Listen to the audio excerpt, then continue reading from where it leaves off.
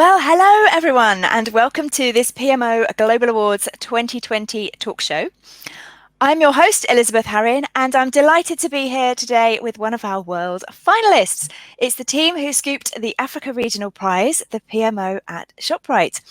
And so we're going to hear how their PMO has embedded change management principles, standardized communications, and built a culture of knowledge sharing. And they've got so much to tell us. So let me introduce you to the team. Up there, we have Lourena Griebenow, who is Head of Engagement and Strategy in IT at Shoprite. And Lourena has over 20 years of experience in business solutions and information technology, including strategic implementations. She started her career in the financial industry and joined the Shoprite Group of companies in 2005. And she's no stranger to awards, as she was the Business Delivery Program Manager for a program that received the Gold Award in Business Transformation category in 2018. So hello, Lourena. Hello, Elizabeth. Also with us today, we've got Benio Franceschi, IT Portfolio Manager. Benio specialises in information and communications technology and has been with the Shoprite Group for 9 years. He's passionate about promoting project management principles and methodologies across the corporate environment, which is certainly important in his current role. And he's been instrumental in shaping and leading the transformation of the Shoprite PMO from an IT project office to a portfolio management office. And we're going to hear more about that in a minute. So hello to you, Benio. Hi, Elizabeth. Hi. And finally, on our panel today, we've got Judy Goodwin, who's sitting up there above me on the video. And you're the communication manager at Shoprite. Established as a communication, change and leadership professional, Judy has over 20 years of work experience in the UK and in South Africa.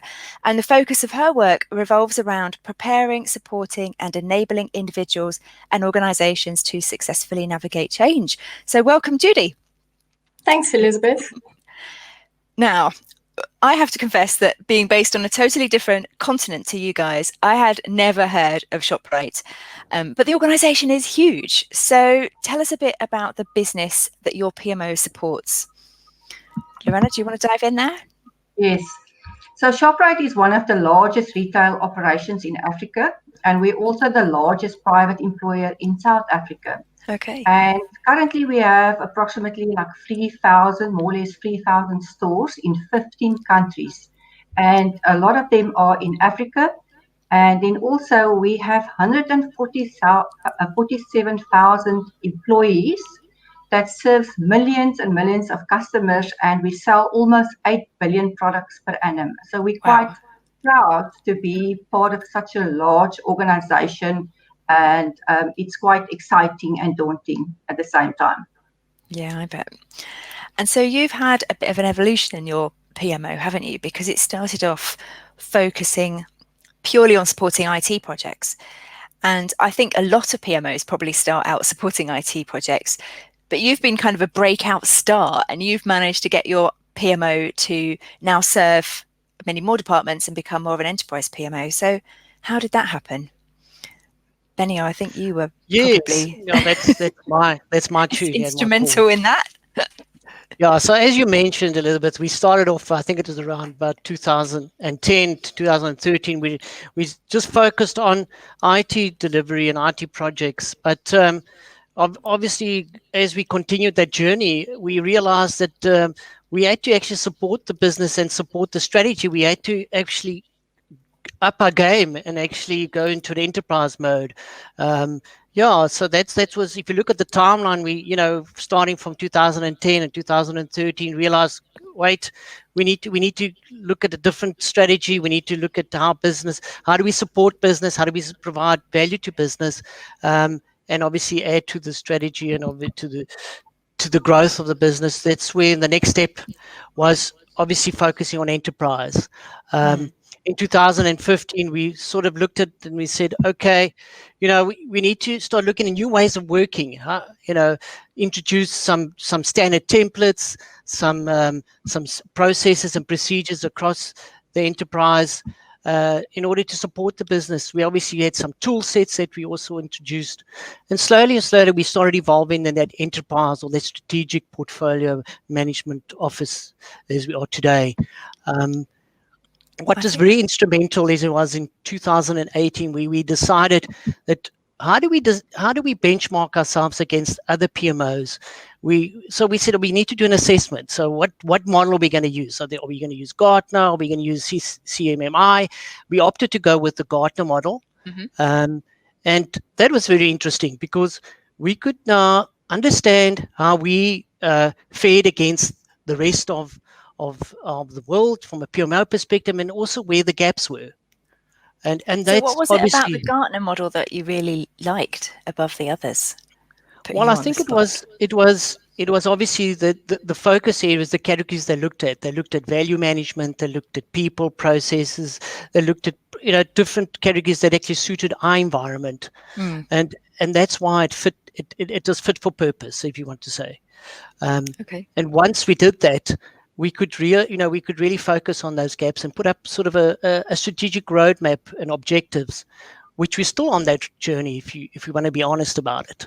There's always a journey, isn't it? I mean, no one would ever say their PMO or any part of their business is fully developed, because we can always do things better. I like to think. I like to believe in the culture of continuous improvement and being able to move things on. But I think it's interesting that you started out as an IT team and then basically have taken over the world and gone much broader. And I think from what you were saying about timelines, a lot of companies were probably thinking around then of a mental shift between projects being IT projects and projects being business projects with an IT component, because we certainly went through that transition of thinking in just, IT exists to serve the business, doesn't it? So you need to have the framework and the tools and techniques to do that. And go on. Sorry. So we said, obviously, we started also with, like Benio said, IT projects, but then we said all our projects are actually business projects, not IT projects. And it has a business delivery component. So there's an IT delivery and a business delivery component, but it's all business projects owned by business sponsors. And that, I think, is definitely the secret of the success as well, the fact that the ownership from the sponsors, from a business sponsor. Yeah, it's exactly what Lourena mentioned. I mean, we don't have IT. We're very few IT projects, actually. It's actually business project with an IT technology piece. Yes, and I think that's a really fundamental shift for some executives 100%, to get their heads 100%. around. Yeah. So I think maybe further to that, I think in 2019, if we need to put some dates to it, we realized that we had to obviously focus on that constraint resources, that demand and capacity, and that's key. Because, I mean, we started off with so many projects in the beginning, hundreds of projects, and we had to cut them down. And obviously, we looked at prioritization models, we looked at budget, financial budgets, constraints, and et cetera, and we eventually settled on something that the business, with business buy-in, on how do we rank, how do we prioritize, and also consider not only financial constraints, but also capacity and demand from a resource perspective. Yeah. So capacity and demand, I think, from seeing lots of smaller companies to you, is something that project managers and PMOs find really hard to do, because in my world, I spent 12 years in healthcare. We work with a lot of knowledge workers, people who there might be like 10 minutes of active work, but it might take them 3 weeks to do because they need to research or talk to their colleagues or whatever, or they need to update a policy, and all of that takes time. And when you start to layer those kind of tasks into a traditional Gantt chart, it starts to look like someone's busy for 3 weeks, whereas actually all they're doing is the thinking work whenever they get a moment, and maybe a couple of hours in the middle somewhere. So is capacity management been something that you've had to plan and communicate about how you manage it out to people? No, definitely. It's obviously, as I mentioned before, a journey that we're still on. It's something new. It was new in 2019 when we introduced it, and it was constant communication workshop with different business executives and IT executives on how the process would work, the impact across functional teams, etc. And it's obviously, remember, we're not only managing projects, we're managing all types of work, and we need to consider all work when you look at capacity and demand. Very true. Not only projects, but support changes and upgrades as well. And they're all in the backlog, and they all need to be prioritized, and the business needs to be part of that journey. So you mentioned there about workshops for execs, and I thought we should bring in Judy, because Judy, your specialism is the change communication. So were you involved in doing sort of executive comms and trying to get some of these messages out there so you could buy everything in? Yeah, You know what I'm I think it's a multi-layered process, and it's certainly not only a communication effort, although the comms is obviously critical inside of that. You know, we've been lucky enough to have combined teams of comms, change management, and training working very closely together. And certainly in some of the bigger projects that we've done, the comms has ended up being a fantastic change lever, because you know we have there's lots of stuff to communicate, and it impacts different parts of the business. So we've worked across the entire value chain on some of our projects, and getting all the senior folks in a room together to align around what message we need to send out, because now we're going to send out this big comms, and it's going to go out to, say, for instance, 1,000 people, and it's going to go out to stores as well. We have to make sure that what we put in those comms is accurate and practical. So we get everyone in a room together to kind of thrash that out. So in some projects, that's what it takes. In other projects, it's much more one-on-one stakeholder engagement at various levels to make sure that those impacted by the change are aware of how the change is coming through, and have the information they need in the time that they need it. So we use, and you know, I'm lucky enough to have a team that I work with. So, you know, we've set up little websites for some of our projects, which allow busy senior stakeholders to go and look at the information in their own time. We've set up portals where folks can go in and find a lot of detailed technical information for big technical changes. Then we do face-to-face communication, and then there's obviously the standard email comms. We've done poster campaigns. So it really is about fit for purpose. And as Lourena alluded, we have a whole business delivery functionality, which enables us to make sure that all those tasks and all the work that goes into communicating the change is aligned, and is run in an ordered and a planned fashion, which is great. So, you know, I think that gives us a lot of leverage. But one of the things I think that both Lourena and Benio have spoken about is making sure that we have the senior stakeholder buy-in, and working closely with our sponsors and integrating as much as we can with the business to make sure we're not just an IT shop, you know, and we're not just doing IT projects, has been critical to the maturity in the PMO. And like Benio says, it's a journey. It's not something that happens overnight. And there's been times when it's been tricky. And there's been, and once we've got past that, the relationships that we've built have been so valuable, and the understanding that we've built.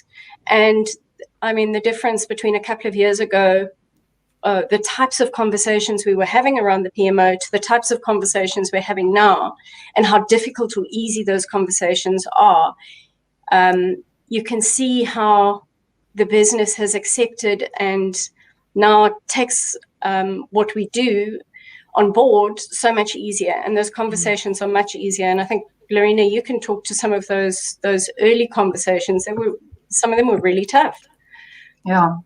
So I just want to add as well, if you think you communicate enough, you must actually communicate more. And both Benio and Judy and I were on one of the biggest transformation programs.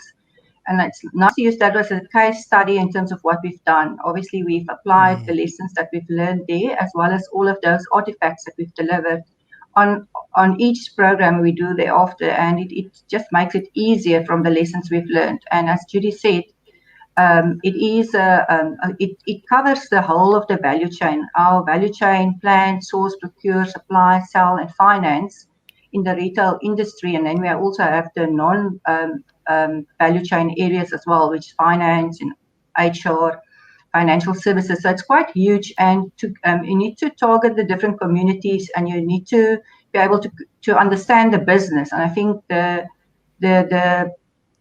change managers understood the business, and they made an effort to understand the details and what roles been impacted. So the impact assessments that was done, the training content, there was a lot of things that we could use and leverage, like e-learning and training. We also established from a business side, business anchoring and change agent network. So we took people from the business that knew the business, and we used them as change agents as well. So we called it a back structure, business anchoring, which was business champions and business people.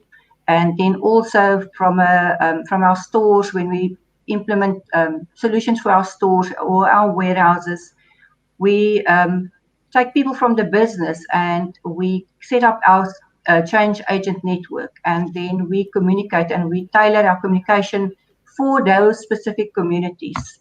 And that is what is quite important. If you understand the business and you can communicate and you win that trust with the business, and you leverage from that with each meeting and session. So if the business have current platforms which they share information, you can leverage from those business sessions and meetings. And then also post go live hand-holding, ensuring that you don't just leave them, that you walk the journey with the business, and then that you're there for them to actually hand-hold them post go live, and on-site floor walking and on-site support, frequently asked questions.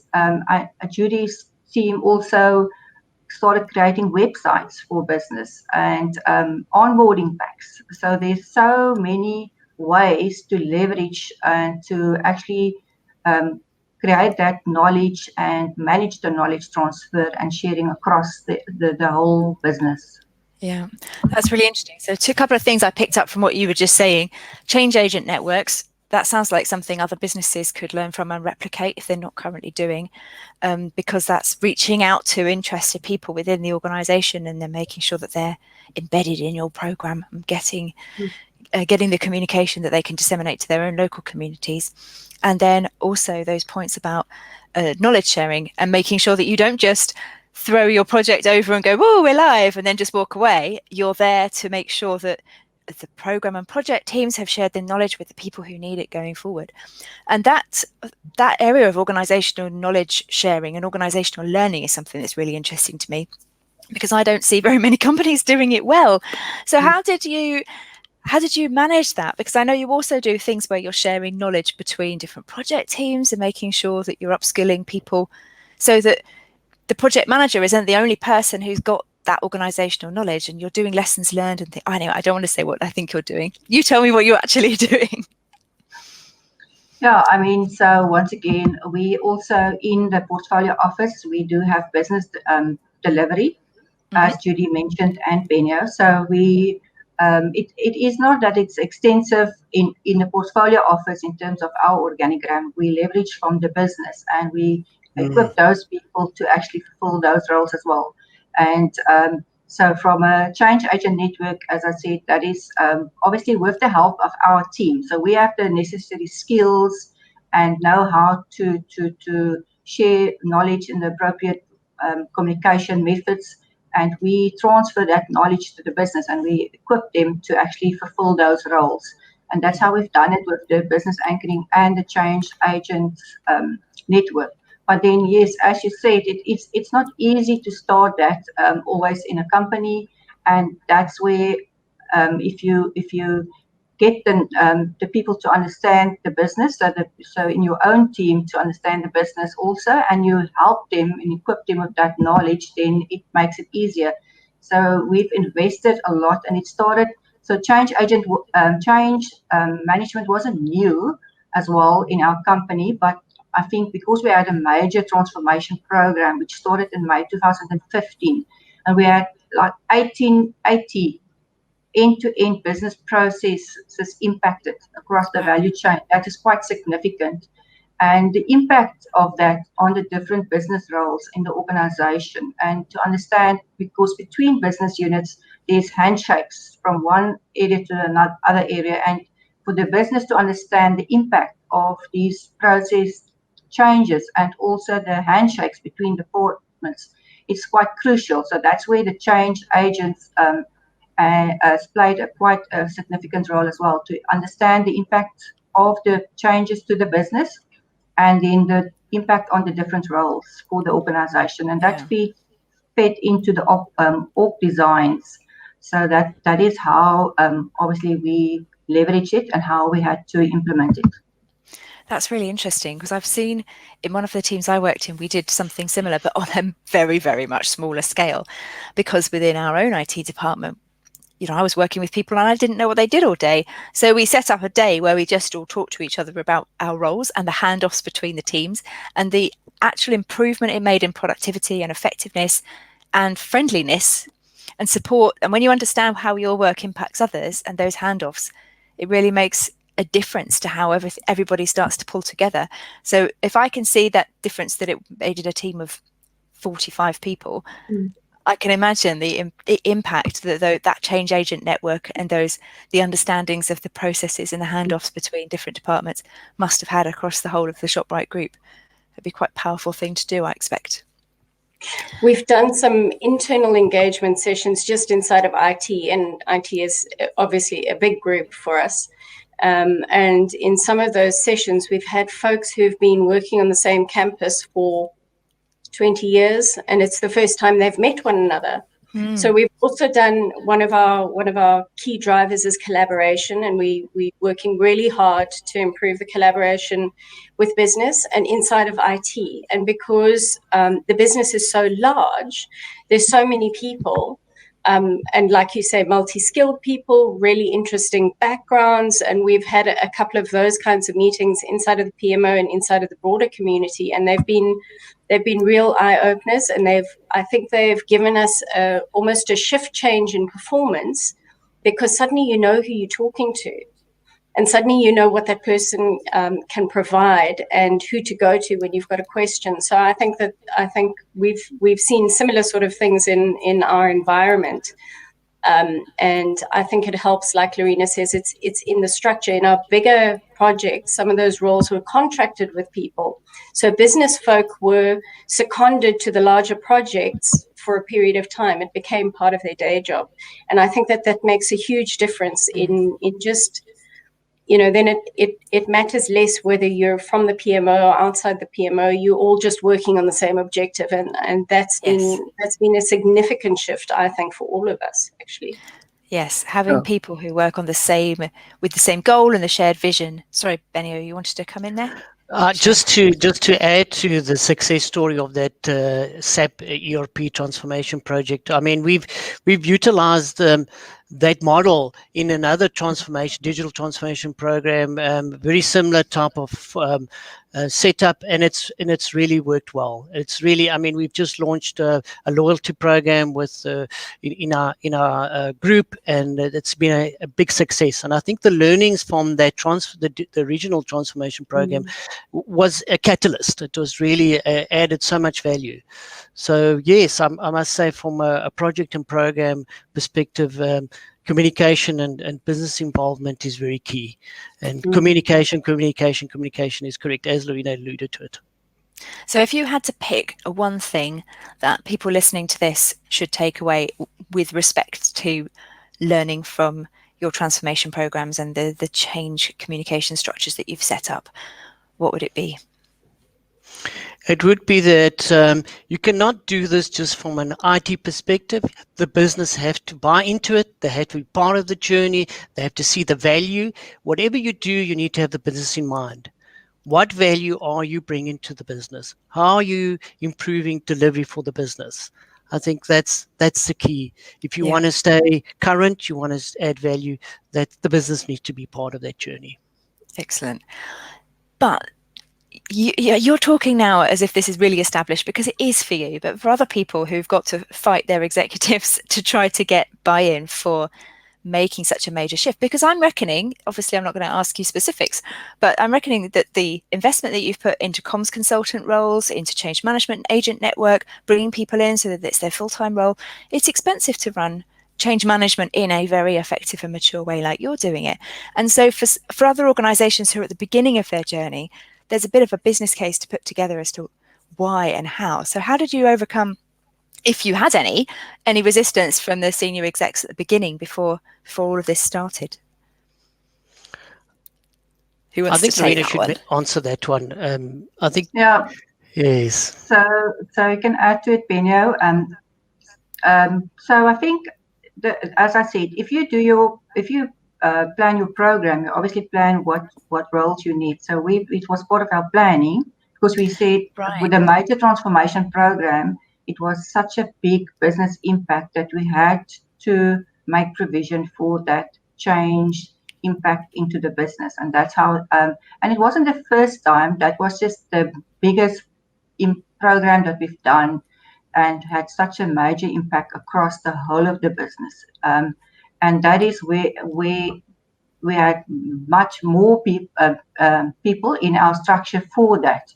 But then you leverage off that. So once you have that, you can leverage. Each program and project is different. So you need to then see what you need in the next one. But once you've established it, it's very easy to then leverage from that, because then you proven that it's worked, and then it's easier to do the next one. And it's not that we, as I say, have this extensive structure with all these roles. It's where it's needed. So we also enable other roles. For instance, if we do have change managers on the programs where there's a lot of business impact, but if we have a smaller program or medium one where there's not that much impact, but we still need that communication, we equip the business analyst or another role to actually fulfill that function. Or we leverage from our business champions, where we have business champions. So we need to equip other people also to actually fulfill some of those functions. But if you have it, once you have it established, it is much easier then to continue with that. And Yes. And you've proven then it works, and you've proven you can be successful, and then it's easier to leverage from that going forward. Yes. It's always easier to say, we did it on this project, look what a fantastic success it is. Listen to the stories of the people who went through the change with us, and we want that for this project as well. And even if that's much smaller. So yes, I can see how other companies could learn from your experience and take a business case for a new program, add in some change capability, perhaps if they haven't had that before, and then use that as the springboard to develop the sort of mature change and communications capacity that they might want to have in the future. We've actually gone a little bit further, and we've actually developed a project management toolkit. Okay, tell me about that. So we obviously documented all our learnings and our process and procedures, and we've created this toolkit. So somebody that a newly joined employee or somebody that's new to project management can go in there and see all our standard process and procedures. And communication is big. So not all our projects, as Lourena alluded to, necessarily have a dedicated change manager. And in many cases, like Elizabeth, the project manager acts as the change manager. Exactly. But we've equipped the project manager with the tools and processes and templates and communication methodology that will help and guide the project manager to perform that role. Okay. Because we can't. Sorry. Yeah, excuse me. Carry on. Oh, sorry. I'm just excited to hear more. But what you just said there about standardizing and creating a toolkit made me think of a question for Judy, which is around, how do you do that? How do you standardize communications pre and post go live when every project is different?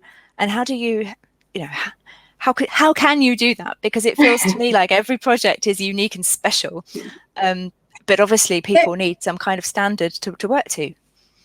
Absolutely. I mean, there's some things that we can standardize, and we do. But I think if you look at one of the key principles that we follow is really know the business. So the first thing that we always ask is, what is the purpose of this? Why are we doing this? What's the purpose of the communication? And that's the root of where we begin. We do have some standard templates, and we do have some standard guidelines, and those all sit in the PMO toolkit. And me and my team are available for the project managers and the project teams. When they need stuff, they come to us and we advise them. So I think understanding why you're doing the communication, what the purpose of it, and who needs to have it and when. So there's process work that you can do around that results in a communication, because remember, the comms is the output. It's the output of a change process. So it's a thing in and of itself, but it actually comes as a result of some work having been done. So we do have there's standard things, like we've got a little template that gives what's the background, who are the communities that are affected, and what do we need to do. And we use that as a standard template because it's just so easy, and you can apply it for anything. You can apply it for a technical change, for a process change, for a culture change, and it's really quick and easy. Folks look at it because we keep it short. We make it funky. I'm lucky enough to have a designer on my team as well. So we've got a couple of comms specialists and a designer. And so we make sure that things are appealing and that they're easy. And one of our biggest challenges is translating technical information into something that the business can absorb.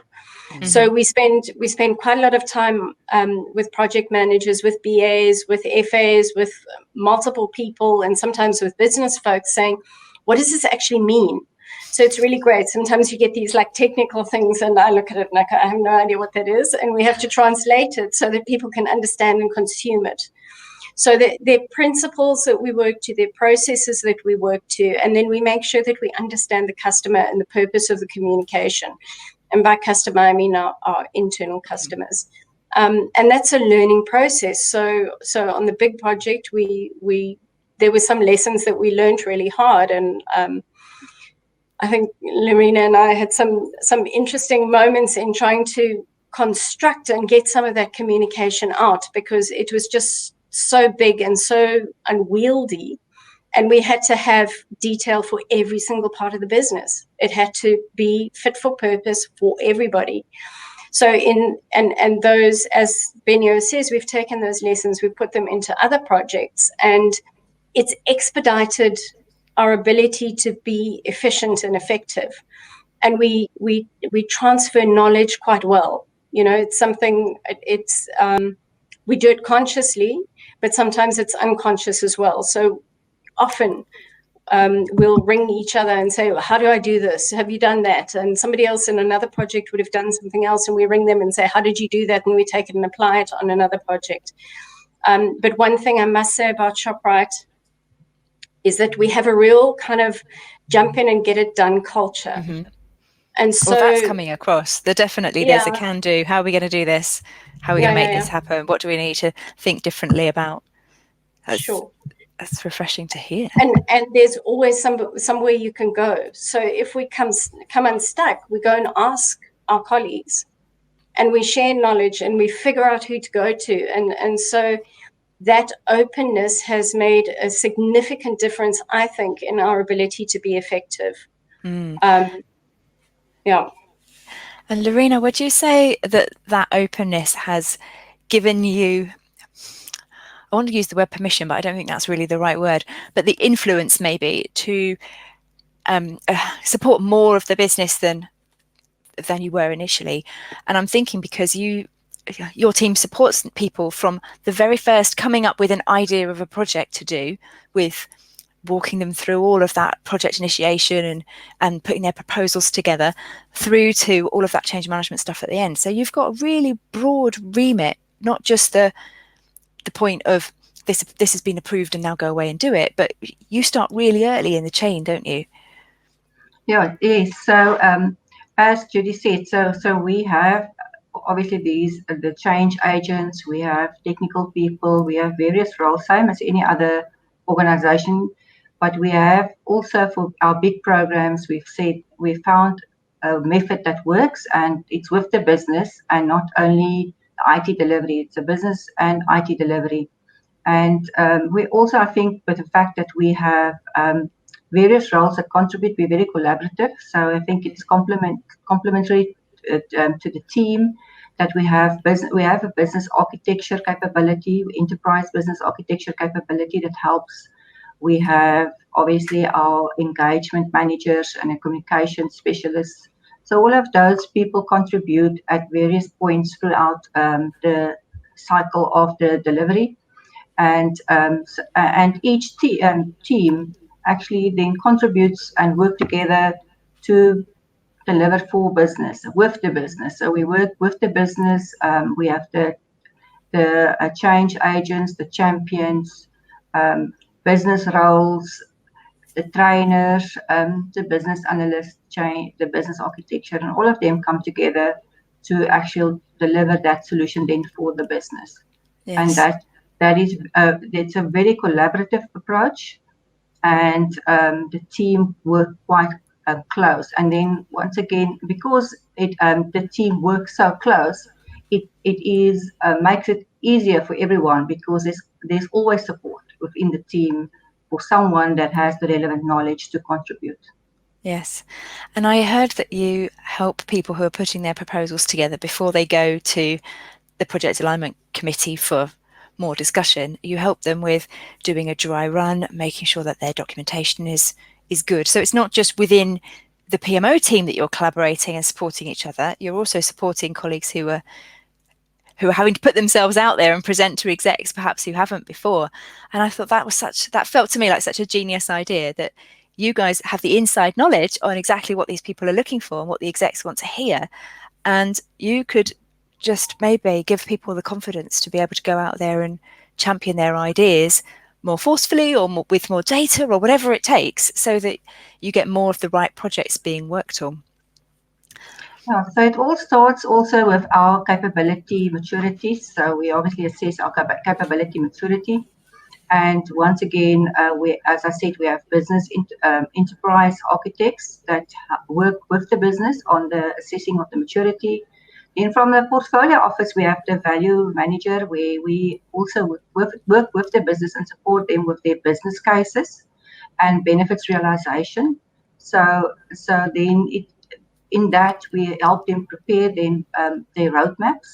And then for those roadmaps, identify with the enterprise architects what is the initiatives and projects we want to execute on. So it just all comes together nicely in terms of the roadmaps, the capability assessments, the potential projects and initiatives, and then the portfolio office in terms of the value manager and the budgets, and where we then take that to the approval committee. And yes, there is dry runs. So what we do is we make sure that our executives, that we prepare for that approval committee, and we have all the relevant information that's needed to make decisions. And that's where we also play a crucial role in that approval committee forum, where we prepare all the financial information and work with our financial department as well, the value management office there. So we have also monthly financial management meetings, and where we engage with them. So it all once again come together in terms of the preparation for those sessions, and it starts with our capability assessments. It all sounds really organised. I mean, it just sounds like it all just flows from someone coming up with an idea to going through that structured process to get their project approved, and then do the project or the change capability.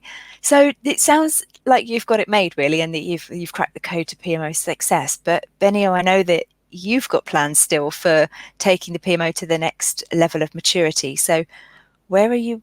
What do you want to focus on next? Where are you going? Yeah, so as I mentioned before, we're obviously still on this journey, and constantly looking on improving the ways of working. We've started off this agile journey as well. We've started a discipline, as we call it, center of discipline, where we're looking at the agile and how does agile fit into the delivery and modes of delivery. One of the major programs that we've been very successful, or actually has utilized the Safe Agile framework. And so we're learning from that. How can we apply that to the rest of the projects? How can we deliver things faster? We have a slogan that we utilize: closer, better, faster. Which we want to obviously fits with that perfectly, doesn't it? Closer, better, faster. It's very agile. Correct. So are you supporting? Sorry, let me ask you one more thing. Are you supporting as a PMO both agile projects and more traditional predictive methodology projects? We are, yes. Okay. So that's the agile is very early stages. I mean, as I said, we've just started that journey, but we're excited about it.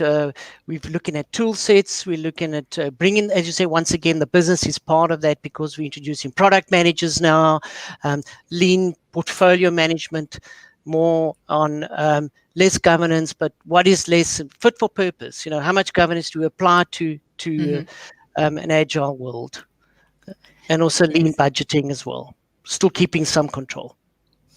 Okay. So that's on our roadmap. So that sounds that's quite a big thing to be working on. I mean, introducing a massive, great big organization like Shoprite to thinking agile in an agile way, that would be quite a big transformation in itself. Even if you decided, obviously not all projects are going to be a perfect fit for Safe Agile or any of the other agile frameworks, but to be able to become a hybrid PMO and support both agile and agile and more waterfall predictive approaches, and then projects that are doing both, because correct, with your roots in IT, you'll probably find some of your IT teams want to go off and run with the Scrum, and then there will be other areas of the business that need to layer over the top something that feels a bit more familiar. So that's going to be an interesting year or so, isn't it? As you it definitely is exciting for us. Very exciting. Yes. Yeah, it's always good to learn new things and test things out, because I think once you've got that capability of being able to try stuff, you can learn from it. If it works, great, you do more. If it doesn't, you do less. And it'll be interesting to see how the comms and change management fit into an agile framework as well, because I get the impression agile is often used for much smaller projects than some of the things that you work on. So how you layer on top of that comms and change management, which are not roles I would typically think of when I think of an agile team. We're actually starting that particular journey of looking how what process and roles do we need to now adjust in order to be able to do agile in different scales, because it's fit for purpose. So when we embark on a project, when a project's been approved or a piece of work is approved, the first thing we're trying to determine is what is the best mode of delivery. Mm-hmm. Is it the normal sequential waterfall? Is it agile? Is it wagile? They call, which is a hybrid, and obviously we want to make sure that from a portfolio office perspective, we can support the business, irrespective of what mode we determine is best. Yeah. Okay, well, I know that we're getting a little bit short on time now, because this time has just gone so quickly, because it's so interesting to talk to people doing amazing things. So I'm going to ask each one of you, what would be your top tip for people listening to this in terms of taking the next step in improving their PMO maturity? So you've come, your journey for PMO maturity from where you were through to where you are today, that's given you the platform to be one of the finalists, has been, I think, amazing at how much support and business input you've had to that. So for people coming behind you who are perhaps 3 or 4 years behind your journey, what would be your number one tip? And Judy, let's start with you.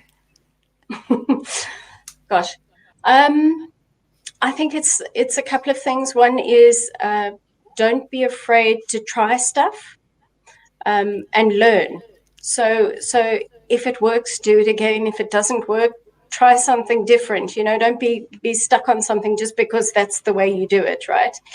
And then I think the collaboration piece is really, really crucial to me, because I think that none of what we've achieved could have been done in isolation. And the ability to build relationships across the business and across the functions has been a lifesaver, because stuff goes wrong.